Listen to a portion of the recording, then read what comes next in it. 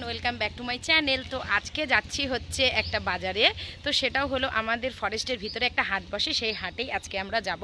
তো হাটে আজকে কি কি কেনাকাটা করব সেটাই তোমাদের সঙ্গে শেয়ার করব। তো চলো ছোট্ট করে একটা মিনি ব্লগ করছি, তো সেটাই তোমরা দেখবে আর আজকে আমার পাশে থেকো মিনি ব্লগে। তো যাই হোক, অনেক দিনই পরে একটু বাইরে বেরোচ্ছি আর ভাবলাম যে আজকে বাইরে গিয়ে একটু কেনাকাটা করে আসি। আর আজকে যেহেতু কোথায় যাচ্ছি তোমরা অনেকেই দেখে বুঝতে পারছো, এটা হচ্ছে বোদাগঞ্জ।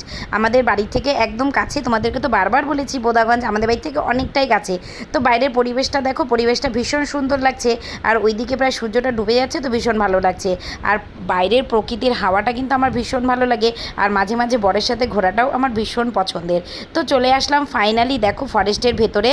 আর এই জায়গাটা যে আমার এত ভালো লাগে তোমাদের আমি বলে বোঝাতে পারবো না।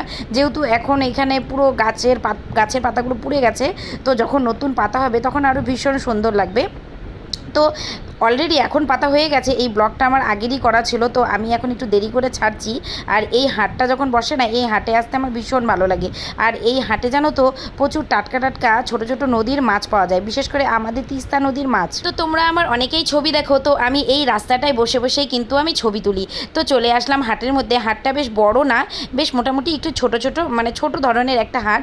কিন্তু এখানে যে এই রবিবারে হাটটায় যে এই যে মাছগুলো বসে, এই মাছগুলো খেতে ভীষণ ভালো লাগে। তো ভাবলাম আজকে এই পুঁটি মাছগুলো কিনে নিই। এখন যেহেতু বর্ষা পড়ে গেছে তার জন্য হচ্ছে এই যে অনেকেই জাল নিয়ে যখন তিস্তা নদীতে যায়, তো অনেকটাই লোকাল মাছ ধরা পড়ে। তো অনেক সময় কি হয়, এই বর্ষা ছাড়া অনেক সময় আমরা লোকাল মাছ খেতে পাই না। আর এখন তো অনেকটাই পাওয়া যায় না। আর এইখানে দেখো বেকারি জিনিসটা আমি ভীষণ পছন্দ করি, বিশেষ করে আমার মেয়ের জন্য তো মানে ব্রেড কিনতেই হবে।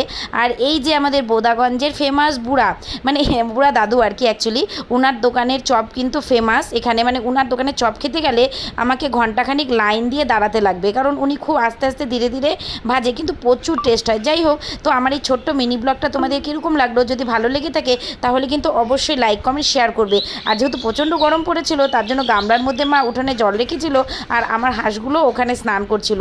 আর ওদেরকে দেখে মনে হচ্ছিল যে আমিও বেশ স্নান করি। তো বাজার থেকে এসে এত গরম লাগছিল, ভালো লাগছিল না, তো আমিও ঝটপট করে স্নান করি নিই। তো তোমরাও কী করছো সবাই প্লিজ আমাকে একটু কমেন্ট করে জানাবে। তো আজকের জন্য ব্লগটা শেষ করছি, টাটা।